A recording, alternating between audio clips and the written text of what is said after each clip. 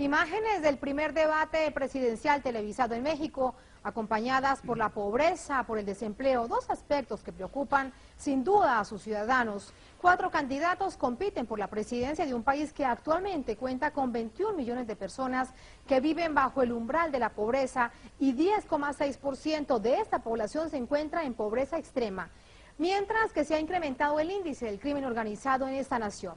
Vamos a conocer quiénes son los candidatos para dar inicio así al fondo de la noticia. Enrique Peña Nieto es político y abogado. En 1984 se afilió al Partido Revolucionario Institucional cuando ingresa a la Universidad Panamericana, donde estudia la carrera de Derecho. Ejerció varios cargos públicos, principalmente en la administración pública estatal. Fue subsecretario de Gobierno, secretario de Administración y diputado. Asimismo, entre 2005 y 2011, fue gobernador del Estado de México. Andrés Manuel López Obrador es politólogo. Sus inicios están vinculados al Partido Revolucionario Institucional. En 1988 se escinde del PRI y se integra al Frente Democrático Nacional, que lo postula como candidato a gobernador de Tabasco. En 1989 asume la presidencia del recién creado Partido de la Revolución Democrática y se mantiene a cargo hasta 1999. Desde el año 2000 estuvo a cargo de la jefatura de gobierno del Distrito Federal. Fue candidato a la presidencia de México en el año 2006 por la Coalición por el Bien de Todos. Acorde a cifras oficiales, quedó en segundo lugar ante el candidato del PAN, Felipe Calderón, por menos de 1 punto porcentual. Josefina Vázquez Mota es economista y miembro del Partido Acción Nacional. Se desempeñó como secretaria de Desarrollo Social en el mandato del presidente Vicente Fox. Se incorpora a la campaña presidencial de Felipe Calderón como coordinadora de enlace político y más tarde fue secretaria de Educación Pública. Asimismo, fue diputada federal en 2 oportunidades. Es la primera candidata femenina por el PAN para la presidencia. Gabriel Cuadri de la Torre es ingeniero civil, con una maestría y estudios de doctorado en economía. Es político, ecologista liberal e investigador. Ha desempeñado cargos como funcionario público y ha fungido como activista del desarrollo sustentable en el sector privado. Es candidato presidencial por el partido Nueva Alianza. Vamos de inmediato de la información al análisis. Nos acompaña desde nuestros estudios en Caracas el doctor en filosofía, miembro de la Red de Intelectuales y Artistas en Defensa de la Humanidad, el doctor Fernando Buenabad. Bienvenido, un placer. Gracias por la invitación, muy amable, gracias. Doctor Buenabad, hoy los 4 candidatos a la presidencia decían sentirse más fortalecidos después de este debate ya televisado, el primero de ellos. ¿Usted qué opina? Que es lógico, pues en primer lugar todos tienen que decir alguna referencia que sintetice lo ocurrido en este evento, y entiendo perfectamente que traten de sacar la ventaja que hipotéticamente se podría derivar de ahí, pero habría que ver otros factores para saber realmente quién resulta ganador de esto, ¿no? Si le parece, de inmediato también revisamos otro de los factores. Una de las encuestas de hoy ofrecía un cambio después del debate, y se lo cuento: Andrés Manuel López Obrador en segundo lugar, Josefina Vázquez Mota en tercer lugar, pero hay otra encuesta, eso sí, menos publicitada, que marcaba un revolcón realmente. López Obrador en primer lugar, Mota y Cuadri empatados, y Peña Nieto, que va de primero en las encuestas que hemos conocido en los últimos días, iría de último. ¿Usted compartiría esta tendencia? ¿Qué opina además de las encuestas? Bueno, en principio yo creo que las encuestas están dadas por intereses muy diversos, es decir, habrá que ver quién está detrás de las encuestas y quién las digita y quién las paga. Lo que uno sabe y ve y siente es que desde todo punto de vista, en las bases del movimiento social mexicano más profundo, es López Obrador quien va liderando por todos lados las preferencias de muchos sectores, y eso por supuesto los medios oligarcas no lo van a decir por ningún lado, de modo que el verdadero termómetro no está en las encuestas, sino realmente en la movilización social, que esa sí es otra y que mide de manera distinta, ¿no? En este episodio de ayer, que algunos llaman debate, yo me niego todavía a aceptar que eso como un debate, lo que hemos visto es básicamente la impotencia de una derecha que se aferra al consenso de Washington. Lo que estamos viendo es una derecha con 3 caras distintas, ¿no? Tratando de manotear un país que está ahogado en una crisis espantosa, que el capitalismo ha devastado en más de un sentido, y vemos un proyecto distinto en el Movimiento de Regeneración Nacional, Morena, que lidera Andrés Manuel López Obrador, hablando de frente y de cara y de lleno a la realidad que México atraviesa, y es un país secuestrado por una mafia al servicio del consenso de Washington, que quiere seguirle entregando al TLC la riqueza del país, que quiere seguir profundizando la entrega del petróleo mexicano, motivo por supuesto de las peores canalladas que hemos visto en el escenario mundial hoy por hoy, y seguir pues entregando la mano de obra regalada y la conciencia del pueblo mexicano a unos intereses que son los que desde la firma del Tratado de Libre Comercio con Canadá y Estados Unidos, la firma que hizo Salinas de Gortari, que por cierto padrino político de Peña Nieto, ¿no? También personaje financiero. Ayer recordado en el debate, entre otras cosas. Así es, ¿no? Y además un Peña Nieto que está claro que detrás suyo está el aparato mediático oligarca más terrible que conocemos en América Latina, ¿no? Bueno, Televisa. a propósito de ello, Andrés Manuel López Obrador decía que se trata, Peña Nieto, precisamente, de un candidato hecho por algunos medios de comunicación y puesto por los medios de comunicación para que sea el próximo presidente. Ante este tipo de debates y decirlo de manera pública, lo que uno pensaría es que llamaría la atención a quienes realmente piensan en esa conciencia colectiva y en la opinión pública para hacerlo de una manera diferente, y de ahí la importancia de un debate de esas características. Bueno, seguro, y es la vieja costumbre de quitar y poner presidentes desde el poder fáctico de estas máquinas de guerra ideológica que son esos medios.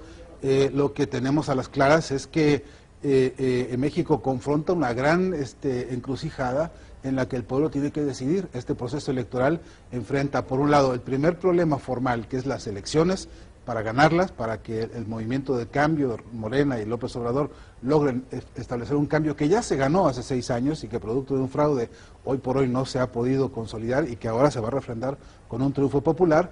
Y por otro lado, lo que realmente es el fenómeno duro y complejo es que aún ganando López Obrador, tenemos el fantasma del fraude, ¿no? Tenemos el golpe de Estado emboscado detrás de un fraude electoral, que en México, por cierto, tenemos una tradición de fraudes electorales por todos lados, a diestra y siniestra, a nivel presidencial y a nivel de Estado. estados. Habría que llamar la atención para que precisamente muchos ojos estén atentos ante ello en la próxima elección. Hay que llamar la atención de la CELAC, ¿no? Acaba de firmarse en este país hace unas pocas semanas, meses, un acuerdo continental para la defensa de los proyectos democráticos de las naciones en todo el continente, y un acuerdo por primera vez a nivel continental, y México debería acudir al consenso de la CELAC a pedir un acompañamiento para la defensa de la democracia, porque es un acuerdo oficial, porque es un acuerdo de Estado, porque es un acuerdo legitimado jurídica y políticamente, y bien nos vendría a los mexicanos tener la garantía de que reconozcan el resultado electoral. Yo quiero decir las frases como son. La derecha en México debe primero decir que va a reconocer los resultados electorales que se produzcan el día 1 de julio, y tiene que abrirlo con toda claridad, porque hasta ahora están jugando al empate técnico para después producir las canalladas que conocemos. De cabo a rabo hay una vocación golpista permanentemente en esto de los fraudes, y me parece que México no va a resistir una cosa más de estas, y esto es realmente amenazante. Si queremos tranquilidad y paz en México, ojalá que el consenso de los países de la CELAC abrace y México tenga la capacidad política de en ese consenso garantizarnos que se van a respetar los resultados de julio, ¿no? Doctor Buenabad, ayer en el debate televisado, que usted aún, como nos dice, aún no se atreve a decir si no fue debate, pues. Lo que vimos también, entre otras cosas, fue descalificación particularmente de 3 candidatos. ¿Estuvo bien que sucediera eso, o más vale si habría utilizado ese tiempo en plantear las propuestas de cada uno de los candidatos? Bueno, los 3 candidatos de la derecha obviamente no tienen propuesta de ninguna especie. A ellos les gusta hablar de progreso, a ellos les gusta hablar de esas cosas que parece que son eficiencia y orden, pero la realidad es que son nada más que expresión de ellos 3 de ineficiencia y desorden. Yo soy de los que cree que este tipo de confrontación, al no declarar las posiciones ideológicas que realmente se tienen, no hay debate posible. Los candidatos de la derecha creen que su plataforma electoral se constituye a través de canalladas, y se las tiran, son puñaladas que se tiran entre ellos. La derecha también está fisurada, tienen fracturas entre ellos, hay una lucha interburguesa muy grande en México que se está viendo obviamente en este escenario. Y por otro lado, yo creo que la propia izquierda, por primera vez, una izquierda que encuentra en López Obrador un punto de referencia y de unidad, está planteando, eso sí, yendo con un documento programático. El caso es que López Obrador, para llegar al punto en el que está hoy, ha desarrollado un documento nacional en el que han participado muchos importantes movimientos históricos de México, con reivindicaciones de todo tipo. Yo no tengo objetividad respecto a esto, yo tengo una posición muy tomada y a mí me parece muy claro que México hoy necesita sí o sí un cambio, una posición transformadora que por un lado nos devuelva al país a una senda de paz, a una senda de defensa de los recursos naturales del país, a una senda de defensa del trabajo y de la dignidad del pueblo. Y además de reencuentro con América Latina. México ha padecido el bloqueo político, el aislamiento político de nuestra realidad histórica con América Latina, que está insurgiendo en un montón de proyectos nuevos, y México parece que está de espaldas entregado al negocio con los yanquis y con los canadienses. Para finalizar, precisamente quiero preguntarle de ello. Usted se encuentra en Caracas como miembro de la Red de Intelectuales y Artistas, ha hecho un llamado a la conciencia con respecto a las elecciones del próximo 7 de octubre en Venezuela. ¿Cuál ha sido ese llamado y de qué manera también podríamos vincularlo con las elecciones en México? Seré sintético. No hay actividad política más importante en este continente hoy que el triunfo de las elecciones en Venezuela, el triunfo de la misión 7 de octubre. Es un triunfo que significa ordenarnos en el continente. Es la garantía de que puede haber un blindaje de paz, un blindaje de desarrollo democrático, un blindaje significativo de nuestros recursos naturales.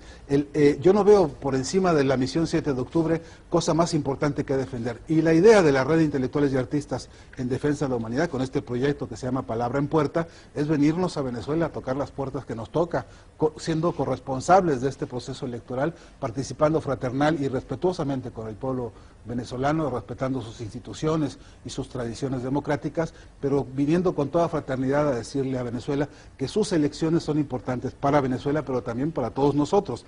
Es decir, para el continente. Que el futuro inmediato de América depende de que estas elecciones se ganen con un muy importante porcentaje de votos. Y le voy a decir por qué.